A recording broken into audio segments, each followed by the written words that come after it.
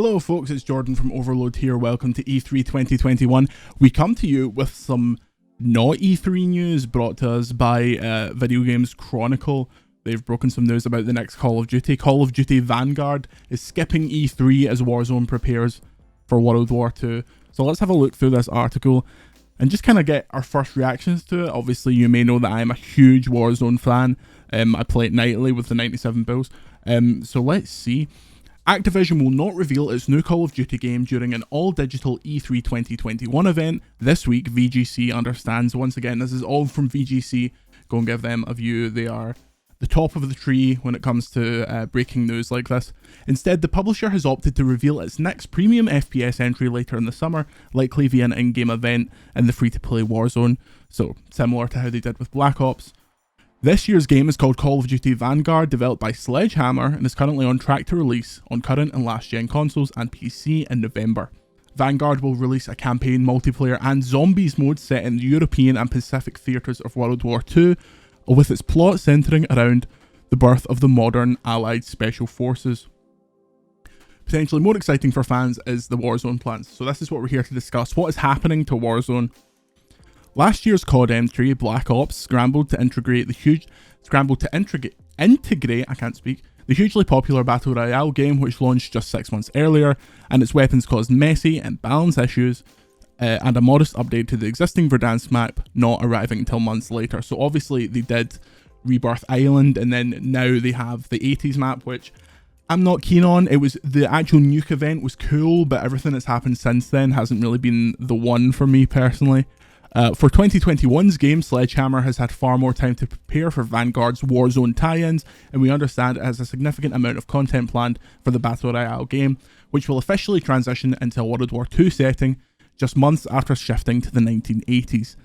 The plans include an entirely new Warzone map, the series' largest and most ambitious to date, this time planned to coincide with the release of the game rather than arriving months later. So that's good news.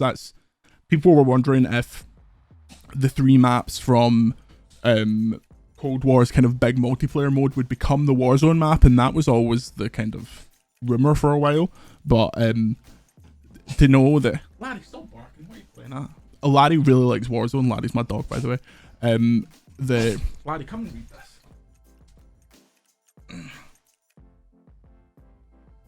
So to know that it's arriving straight away instead of in a couple of months' time is good to know.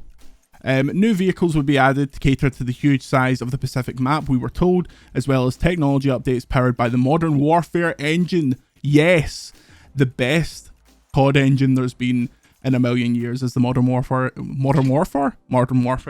You're not interested in the Modern Warfare engine, son? As I was saying, so it's going to use the Modern Warfare engine, which is great news because the Black Ops Cold War engine is not fun. It's fine for zombies when you don't really care about precision, but in Warzone, where it's properly hardcore, you need something good, and that's the Warzone, the Modern Warfare engine. The addition means that EA's Battlefield series, which is set to adopt a near future setting with the new entry 2042, and Call of Duty Warzone will essentially switch settings later this year. Activision declined to comment on this story when contacted, but noted that it does have one Call of Duty related reveal planned this week, Warzone Season 4 trailer, which will premiere during Summer Games Fest kickoff live. Activision is doubling down on Call of Duty production this year following the huge success of Warzone, which has attracted 100 million players. VGC understands that virtually every internal studio at Activision is now working on Call of Duty, something that was corroborated a few months ago. I know Liam Robertson has had a lot of trouble with people saying that they're making Crash stuff. They're not. The company recently revealed plans to hire 2,000 new staff over the next couple of years. And as VGC is saying, Toys for Bob is working on Warzone. Okay, so that's the news. No COD at E3 apart from the Warzone Season 4 trailer, but the news that it's going to the 80s. So the World War II, even further away, back when I was born. I'm conflicted because obviously I like modern military shooters, and I think Warzone, and specifically Call of Duty Modern Warfare, is kind of the perfect encapsulation of that. It gives you a lot of room for unique weapons, the action's really fast paced, and obviously vehicles would have to be a different consideration in World War II.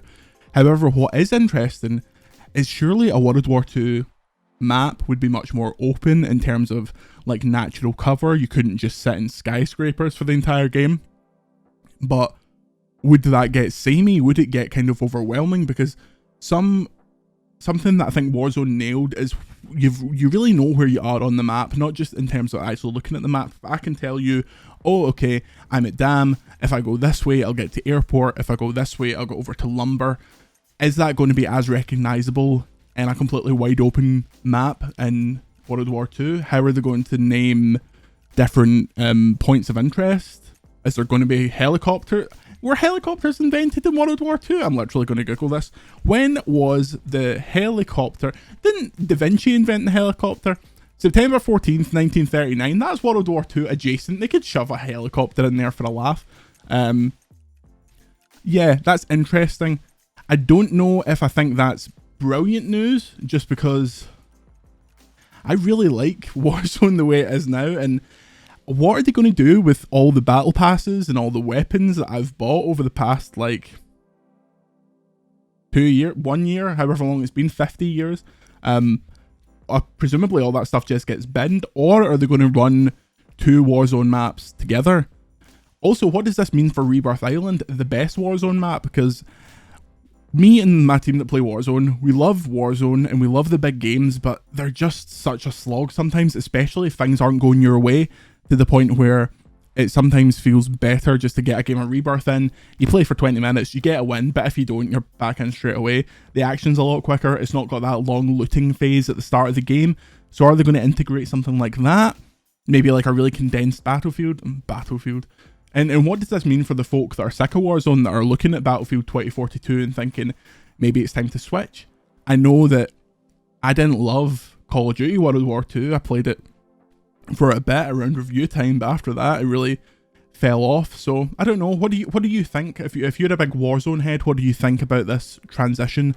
And how do you think it'll affect people that are considering Battlefield? Is Battlefield going to have its equivalent, so people that want a modern military Warzone thing can just play it in Battlefield? I don't know, let me know in the comments below. Once again, go to VGC and read the full story. They are fantastic over there. They're very good at the old scoops. Big Andy knows what he's talking about. But until next time, if you enjoyed, be sure to subscribe for more E3 coverage. Until next time, I'm Jordan Midler. See you later. Support for Overlode is provided by our incredible patrons. To support us and receive access to perks and exclusives such as Patreon-only video series, check out patreon.com/overlode or click the link in the description. Thank you.